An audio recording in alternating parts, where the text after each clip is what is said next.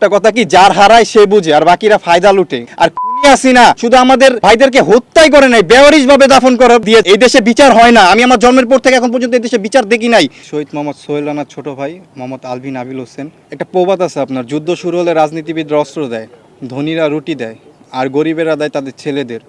যুদ্ধ শেষ হলে রাজনীতিবিদরা হাত মেলায়, ধনীরা রুটির দাম বাড়ায় আর গরিবেরা খুঁজে তাদের ছেলেদের কবর। তার জলজান্ত প্রমাণ আমার পরিবার। এখানে যারা সাহিত্য আছে দীর্ঘ 1.5 বছর পর যাদেরকে শনাক্ত করা হয়েছে 8টা পরিবার, তারাই তার প্রমাণ।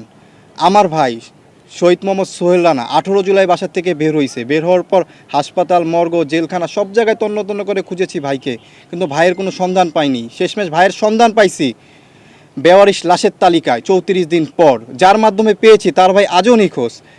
আমার ভাইয়ের সন্ধান পেয়েছি যে আমার ভাই যে 18 জুলাই বাসার থেকে বের হয়েছে, ওই দিনেই যাত্রাবাড়ি দক্ষিণ কাজলা মহাসড়কের উপর তাকে টর্চার করার পর গানছড় দিয়ে গুলি করছে। গুলি করার পর ছাত্র জনতা তাকে ঢাকা মেডিকেল নিয়ে গেছে। আর তারপর খুনি হাসিনার নির্দেশে, শাহবাগ থানা এসআই জব্বারের নির্দেশে এই আঞ্জুমানকে আমার ভাইসহ অনেক লাশ তাদের হস্তান্তর করা হয় এবং তারাই রায়ের বাজার বুদ্ধিজীবী কবরস্থানে দাফন করে।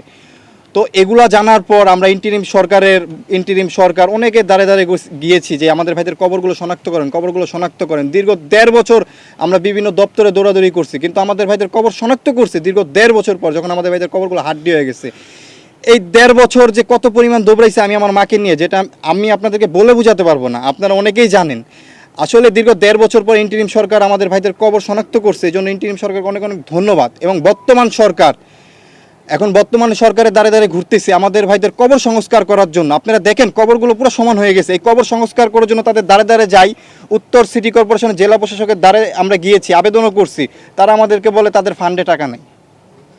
অথচ দেখেন তারা কত প্রোগ্রাম করতেছে জুলাই নিয়ে, অথচ মিডিয়াতে বলতেছে জুলাই শহীদ পরিবারের জন্য এটা করবে, জুলাই শহীদদের জন্য স্বীকৃতি দিবে।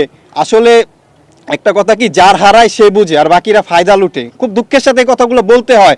আর খুনি হাসিনা শুধু আমাদের ভাইদেরকে হত্যা করে নাই, বেওয়ারিশ ভাবে দাফন করে দিয়েছে। আমার ভাই 18 জুলাই বাসার থেকে বের হয়েছে, আমার ভাই লাস্টও ফিরে নাই। আমি গতকাল থেকে এখন পর্যন্ত বাসায় যাই নাই। আমি আমার মার সামনে কিভাবে দাঁড়াবো? আমি তো আমার ভাইয়ের বিচারটা পাই নাই।